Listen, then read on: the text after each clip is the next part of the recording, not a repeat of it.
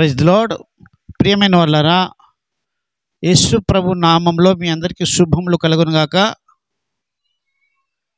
ప్రియమైన వాళ్ళారా, యేసుక్రీస్తు ప్రభు ఆయన ప్రేమమయుడు, ఆయన జాలి కలిగిన దేవుడు, ఆయన దయ కలిగిన దేవుడు, ఆయన కృప కనికరం కలిగిన దేవుడు. ప్రియమైన వాళ్ళారా, కనికరం అనేది దేవుడు మరి జాలి కంటే ఎక్కువ కనికరం అంటూ. కాబట్టి మన దేవుడు కనికరం కలిగిన దేవుడు. ఆయన చాలా సందర్భంలో ప్రజలను చూసినప్పుడు ఆయన కనికరాన్ని పొందేనని వాక్యం ఉంది. ప్రియమైన వాళ్ళరా, మత్తయి సువార్త చూద్దాము.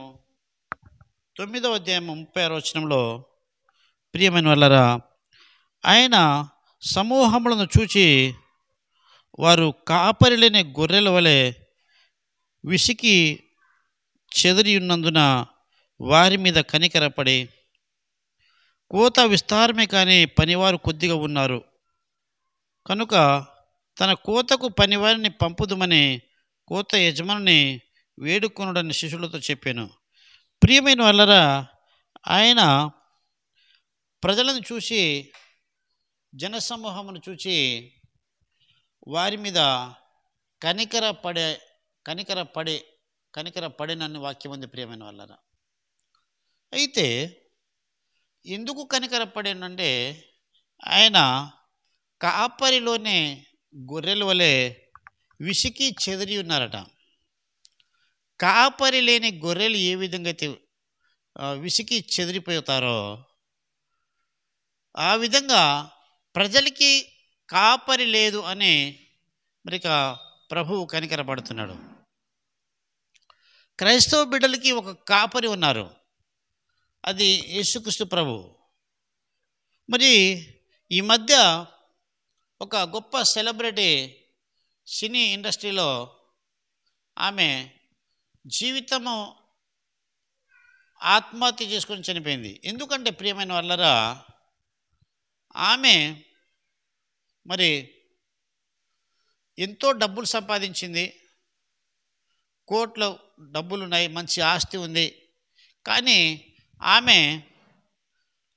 ఆమెనెవరో ప్రేమించిన వారు తర్వాత వెలివేయడం ద్వారా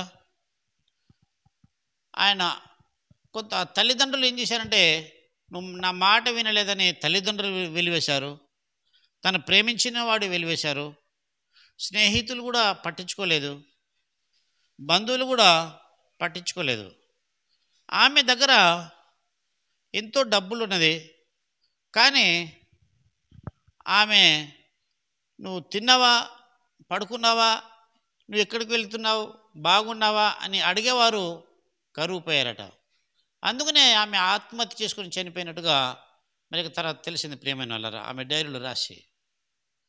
అయితే ఆమెకు అది ఆమె క్రైస్తవురాలైతే, ఈ లోకంలో నా తల్లిదండ్రులు నన్ను పట్టించుకోకున్నా పర్వాలేదు, నా యొక్క కుటుంబ సభ్యులు నన్ను పట్టించుకోకున్నా పర్వాలేదు, కానీ నా కొరకు ఒక కాపరి ఉన్నాడు, ఆయన యేసుక్రీస్తు ప్రభు అని తెలుసుకుని ఉండేది. ప్రియమైన వాళ్ళరా, ఈ లోకంలో మరి ఎంతోమంది ఉన్నారు, కానీ వారికి కాపరి లేదు, వారికి నిరీక్షణ లేదు. చాలామంది మరి ఒక సర్వేలో ఏం తెలియదంటే ప్రియమైన వాళ్ళరా, ప్రపంచం మొత్తం ఒక సర్వేలో ఎవరు ఎక్కువ ఆత్మహత్య చేసుకుంటారు అని చూస్తే, మరి ఎవరు తక్కువ ఆత్మహత్య చేసుకుంటారు అంటే క్రైస్తవ బిడ్డలు ఆత్మహత్య చేసుకోరు. ఒకవేళ చేసుకున్నా కూడా తక్కువగా చేసుకుంటారు, మిగిలిన మతస్థులు ఎక్కువ చేసుకుంటారని ఆ సర్వేలో తేలింది. ఎందుకంటే ప్రియమైన వాళ్ళరా, క్రైస్తవులకి ఒక నిరీక్షణ ఉన్నది.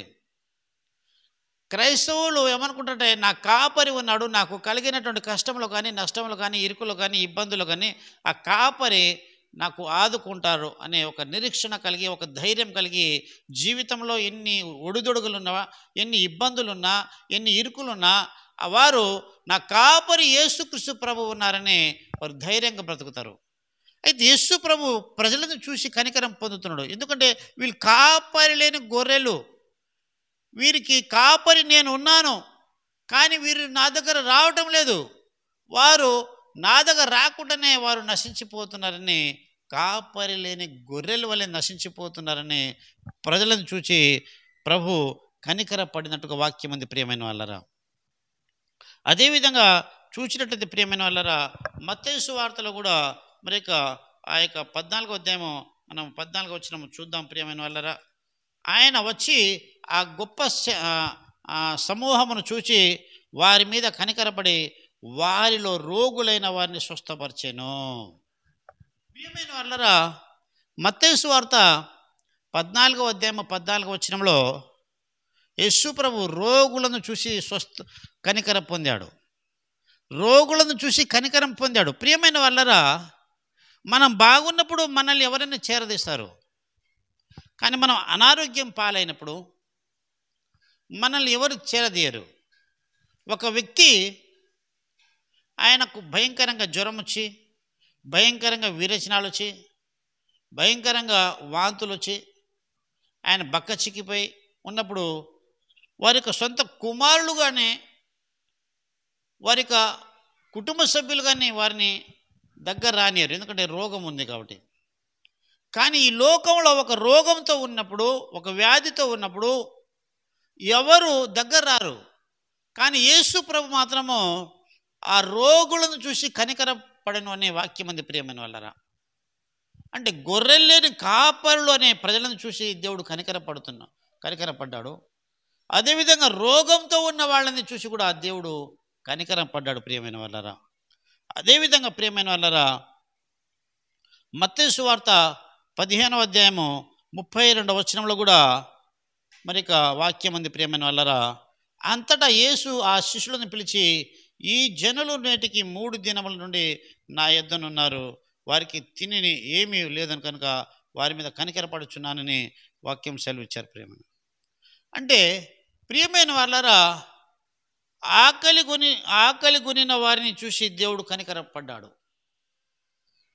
మరి రోగంలో ఉన్న వాళ్ళని చూసి దేవుడు కనికరపడ్డాడు. కాపరి లేరని దేవుడు కనికరపడ్డాడు ప్రియమైన వాళ్ళరా. అదేవిధంగా చూసినట్లయితే ప్రియమైన వాళ్ళరా, మార్కు సువార్త 1వ అధ్యాయము 41వ వచనంలో ఏముందంటే, ఆయన కనికరపడి చేయి చాపి వానిని ముట్టి, నాకిష్టమే, నీవు శుద్ధుడు కమ్మని వానితో చెప్పాను.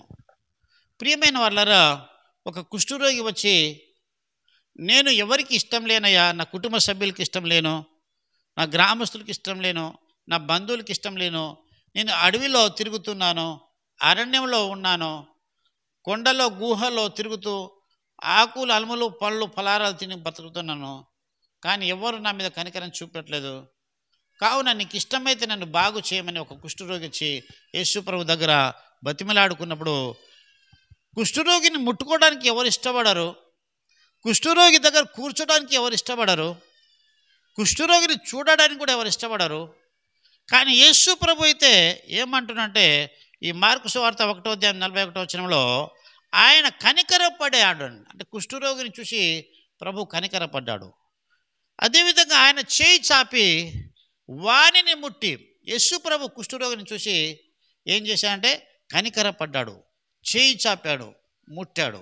అంటే మన ప్రభు కనికరం కలిగిన వాడు. అంటే ఒక వెలివేయబడిన వారిని కూడా తాకగలుగుతాడు, ఒక రోగస్తులను కూడా బాగు చేయగలుగుతాడు, ఒక కాపరి లేని వారికి కాపరి కొనడానికి దేవుడు ఇష్టపడుతున్నాడు. అంటే దేవుడు ప్రజలను చూసి కనికర పడ్డాడు ప్రియమైన వాళ్ళరా.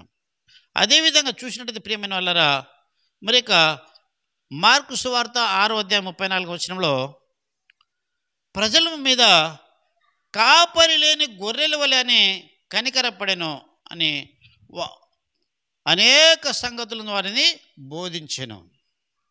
అంటే ప్రజలకి సరి అయిన బోధ లేదని, సరి అయిన జ్ఞానం లేదని, సరి అయిన త్రోవలు నడవటం లేదని, వీరికి మంచి బోధ కావాల్సి ఉన్నది. ప్రజలకి ఆహారం ఎంత ముఖ్యమో, ప్రజలకి ఆరోగ్యం ఎంత ముఖ్యమో, ప్రజలకు జ్ఞానము పరలోక మార్గము తెలవడం కూడా అంతే ముఖ్యం. కాబట్టి ప్రియమైన వాళ్ళ మార్కు సువార్త 6:34 ప్రజల మీద కనికరపడి బోధించేను అని వాక్యం ఉంది ప్రియమైన వాళ్ళరా. అదేవిధంగా ప్రియమైన వాళ్ళరా, కాబట్టి ఈ విధంగా క్రీస్తు ప్రేమ మరిక ఏ విధంగా అయితే మనల్ని ప్రేమిస్తుందో, క్రీస్తు ప్రేమను ఎవరైతే పొందుకుంటారో వారు క్రీస్తు ప్రేమ వాళ్ళని బలవంతం చేయుచున్నదని మా 2 కొరింథీ పత్రిక 5:14-15 ఉంది. క్రీస్తు ప్రేమ మమ్మల్ని బలవంతం చేయుచున్నదని. కాబట్టి ఆయన అంత ప్రేమ కలిగిన వాడు. ఆయన ప్రేమ ఈ లోకంలో ఎక్కడ కొలవలేంది, ఎవరికి సాటి రానిది. క్రీస్తు ప్రేమ మమ్మల్ని బలవంతం చేసినని పౌలు గారు, అందుకనే ఆ బలవంతాన్ని బట్టి ఆయన పరిచర్య చేశాడు, ఎన్నో శ్రమలను అనుభవించాడు. కాబట్టి ప్రియమైన వాళ్ళరా, ఆయన కనికరం కలిగిన దేవుడు. ఆయన కాపరులను, గొర్రెలని, ప్రజలను చూసి కనికరపడ్డాడు, రోగస్తులను చూసి కనికరపడ్డాడు, ఆకలితో ఉన్నవారిని చూసి కనికరపడ్డాడు, కుష్ఠరోగిని చూసి కనికరపడ్డాడు, ప్రజలకి మంచి బోధ కలగటం లేదని కనికరపడ్డాడు. ప్రియమైన వాళ్ళరా, నిన్ను చూసి కూడా దేవుడు కనికరపడుతున్నాడు. నువ్వు ప్రార్థనలో ఉన్నావా, దేవునితో ఉన్నావా, దేవుని పాద సన్నిధిలో నువ్వు వచ్చినట్లయితే నీ పరిస్థితిని బట్టి కూడా దేవుడు నీ పట్ల కనికరం చూపిస్తాడు. కాబట్టి మరి ఈ మాటలు ప్రభు మన వెనుకడలు దీవించును గాక. ఆమేన్.